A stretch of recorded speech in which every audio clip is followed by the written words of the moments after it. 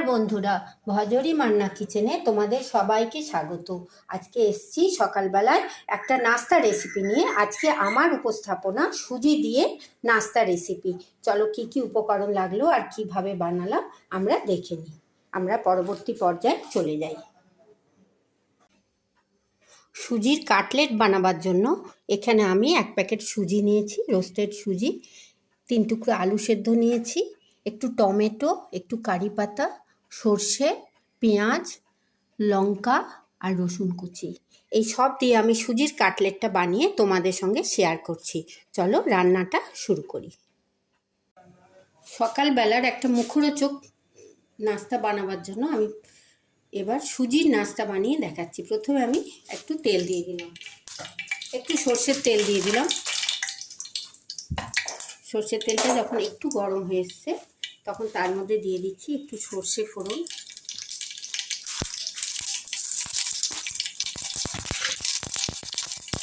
একটু সর্ষে কারি পাতাটা হয়ে গেলে এবার আমি ওর মধ্যে একটু পেঁয়াজ কুচি দিয়ে দিচ্ছি আর রসুন কুচিটাও দিয়ে দিলাম। একটু ভালো করে ফোড়নটা আমি ভেজে নিচ্ছি।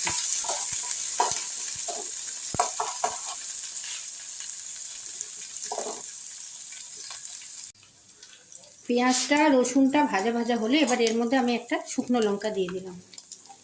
ঝালটা স্বাদ মতো খেয়েও আমি একটা শুকনো লঙ্কা দিলাম আর দিয়ে দিচ্ছি কাঁচা লঙ্কা কুচি।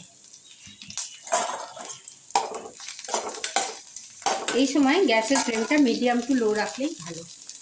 কাঁচা লঙ্কা শুকনো লঙ্কা দেওয়ার পর ফোড়নটা মোটামুটি একটু লাল লাল হয়েছে, বেশি লাল করব না, অল্প একটু লাল লাল হয়েছে। এই সময় একটু টমেটো দিয়ে দিলাম। টমেটোটা নরম হওয়ার জন্য আমি একটুখানি নুন দিয়ে দিলাম পরিমাণ মতো।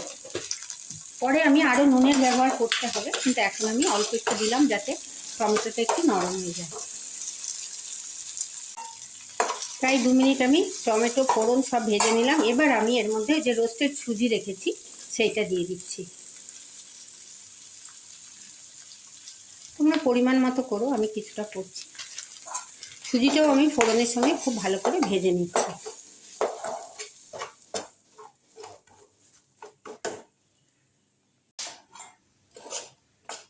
সুজিটাও আমার প্রায় 1-1.5 মিনিট নাড়াচাড়া হয়ে গেল। এবার আমি এর মধ্যে জল দিয়ে দিচ্ছি, পরিমাণ মতো জল দিলাম। গ্যাসের ফ্লেমটা কমিয়ে দিলাম, নাহলে সুজিটা খুব তাড়াতাড়ি জমে যাবে। সুজিটা সেদ্ধ করার জন্য আমি এখানে একটু জল দিলাম, 2 কাপ মতো জল দিলাম। এবার আমি সুজিটা সেদ্ধ হওয়ার জন্য ছেড়ে দিচ্ছি একটু। সুজিটা দেখো সুন্দর সেদ্ধ হয়ে যাচ্ছে। অনবরত এই সময় নেড়ে যেতে হবে।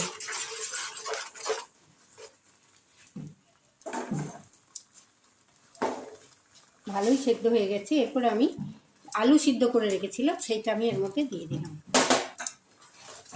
আলু সেদ্ধটা আমি খুব সুন্দর এর সঙ্গে মিশিয়ে নিচ্ছি, সুজির মণ্ডটার সঙ্গে মিশিয়ে নিচ্ছি। এই অবস্থায় আমাকে একটু নুন দিতে হবে, কেন আগে আমি ফোড়নের জন্য অল্প একটু নুন দিয়েছিলাম, আর একটু নুন লাগবে সেই জন্য, নাহলে নাস্তাটায় নুন কম হয়ে যাবে। একটু পরিমাণ মতো নুন দিয়ে দিলাম।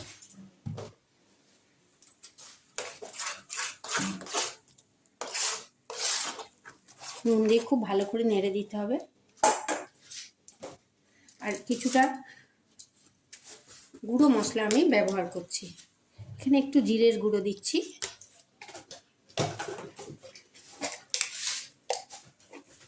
আর দিচ্ছি একটু কাশ্মীরি মির্চ।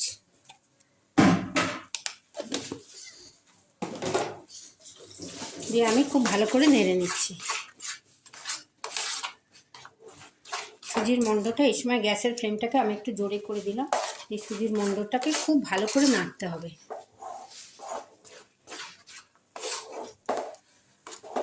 দেখো যখন এরকম করে প্যান থেকে ছেড়ে আসবে তখন বুঝবে মণ্ডটা তৈরি হয়ে গেছে।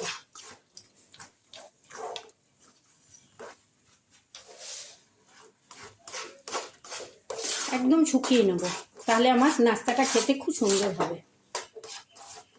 এই অবস্থায় আমি এবার গ্যাসের ফ্লেমটা বন্ধ করে দিচ্ছি।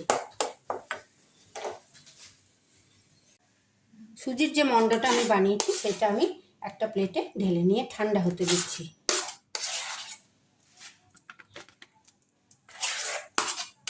এইভাবে একটু নাস্তা বানিয়ে তোমরা সকালে ব্রেকফাস্টও খেতে পারো, সন্ধ্যের টিফিনও খেতে পারো। অনেক সময় তো আমরা কেউ গেস্ট এলে চপ সিঙ্গারা আনতে বাইরে দৌড়ে চলে যাই, সেটা না গিয়ে ঘরে যদি একটু সুজি আর আলু সিদ্ধ থাকে তাহলে খুব তাড়াতাড়ি এরকম একটা নাস্তা বানিয়ে নেওয়া যায়। এটা আমি দেখো ঠান্ডা হতে দিলাম। এরপরে এটার থেকে আমি কাটলেটের আকার দেব। একটু ঠান্ডা হতে আমি ছেড়ে দিলাম। যখন সুজিটা একটু ঠান্ডা ঠান্ডা হয়ে এসছে সেই সময় আমি একটু খাস্তা হওয়ার জন্য একটু কর্নফ্লাওয়ার দিয়ে দিচ্ছি। দিয়ে খুব ভালো করে কর্নফ্লাওয়ারটাকে আমি মাখিয়ে নিচ্ছি। এই কাজটা একটু গরম থাকা অবস্থাতেই করতে হবে। কর্নফ্লাওয়ারটা দিলে যে কাটলেটটা আমি বানাবো ওটা একটু খাস্তা হয়। এবার আমি কাটলেটের আকার দিচ্ছি। পরবর্তী পর্যায়ে সুজির মন্ডটা যখন ঠান্ডা হয়ে এসছে আমি একটু হাতে প্রথমে তেল লাগিয়ে নিলাম। একটু বেশি করে তেল লাগিয়ে নিতে হবে, নাহলে সুজিগুলো হাতে লেগে যাবে। হাতের মধ্যে দিয়ে একটু ভালো করে পাকিয়ে নিচ্ছি। এরপর এটাকে আমি কাটলেটের শেপ দিচ্ছি। তোমরা এটা গোল ওভাল শেপও করতে পারো, আমি একটু কাটলেটের শেপ দিচ্ছি।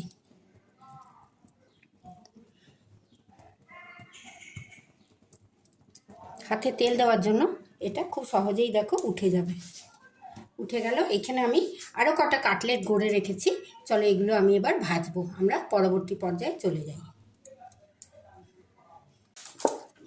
পরবর্তী পর্যায়ে আমি গ্যাসের মধ্যে একটা কড়াই বসিয়ে দিয়েছি কাটলেটগুলো ভাজার জন্য, আর তাতে একটু সাদা তেল দিয়ে দিচ্ছি। গ্যাসের ফ্লেমটাকে বাড়িয়ে দিলাম। তেলটা একটু গরম করে নেব। তেলটা যখন খুব গরম হয়ে এসছে আমরা দেখে নেব, তখন আমি একটা একটা করে কাটলেট তেলের মধ্যে দিতে থাকবো। একটু টাইম দিয়ে এটা ভাজতে হবে, তাড়াহুড়ো করলে হবে না।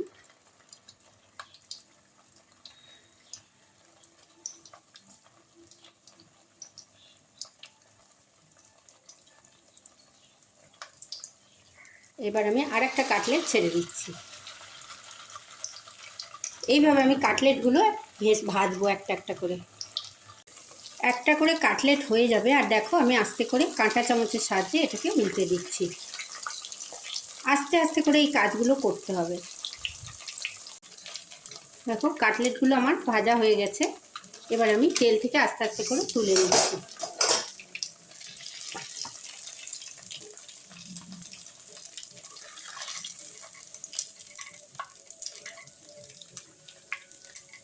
এই কাটলেটগুলো আমি শুধু কর্নফ্লাওয়ার দিয়ে ভাজলাম। আর এক রকম করে তোমরা এটা ভাজতে পারো। বাটিতে একটা ডিম ফাটিয়েছি একটু নুন দিয়ে। এবার আর দুটো কাটলেট আমি ডিমের মধ্যে দিয়ে দিচ্ছি। এইভাবেও তোমরা বাচ্চাদের করে দিতে পারো।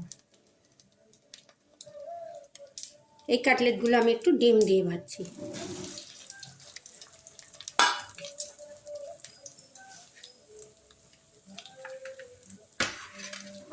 গ্যাসের ফ্লেমটাকে বাড়িয়ে দিচ্ছি। দেখো এই কাটলেটটা আমি ডিমে চুবিয়ে চুবিয়ে ভাজছি। এটা আর একটু পুষ্টিকর, আর একটু বাচ্চাদের খেতে ভাল লাগবে। যাদের ডিম খাওয়া বারণ তোমরাও এমনি ভাজা করে কাটলেট খাবে। যাদের একটুখানি ভালো লাগে খেতে এইভাবেও তোমরা বাচ্চাদের বানিয়ে দিতে পারো।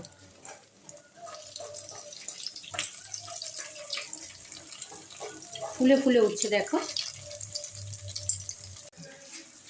যে কাটলেটগুলো আমি ডিম দিয়ে ভেজেছি দেখো সেইগুলো খুব সুন্দর লাল লাল হয়ে গেছে। এক পিঠ আমি আর এক পিঠ কি সুন্দর তেলের মধ্যে ফুলেও উঠেছে। এগুলোকে আমি একটু একটু করে উল্টে দিচ্ছি। এই কাটলেটগুলো তোমরা সস দিয়ে খেও, স্যালাড দিয়ে সস দিয়ে খুব ভালো লাগবে, চা দিয়েও খুব ভালো লাগবে। বাচ্চারা এটাই পছন্দ করবে। এটা তোমরা টিফিনে বা এমনি স্ন্যাক্স হিসেবেও দিতে পারো। যারা ডিম না খাও তোমরা ওইভাবেও কাটলেট খেতে পারো ডিম ছাড়া। দেখো খুব সুন্দর হয়েছে। আর এক পিঠ ভাজা হলে আমি এবার এগুলোকে তুলে নিচ্ছি। আমি সুজির কাটলেটগুলোকে একটা প্লেটে তুলে নিয়েছি। একটু স্যালাড দিয়ে ডেকোরেশন করে দিয়েছি। এইগুলো যখন খাবে তোমরা একটু করে লেবুর রস ওপরে দিয়ে খাবে, খুব ভালো লাগবে। এইটা আমি করেছি ডিম ছাড়া, আর এইটা আমি করেছি ডিম দিয়ে। এইভাবে সুজি দিয়ে তোমরা সকাল বিকেলের নাস্তা রেসিপি বানিয়ে ঘরে ট্রাই করো, খুব ভালো লাগবে। যদি আমার ভিডিওটা তোমাদের ভালো লাগে অনেক লাইক শেয়ার কমেন্ট করো, সাবস্ক্রাইব করে বেল আইকন প্রেস করো, যাতে আমার সমস্ত রান্নার ভিডিও তোমরা সবার আগে দেখতে পাও। কোন বন্ধু কোথা থেকে দেখছো জানিও।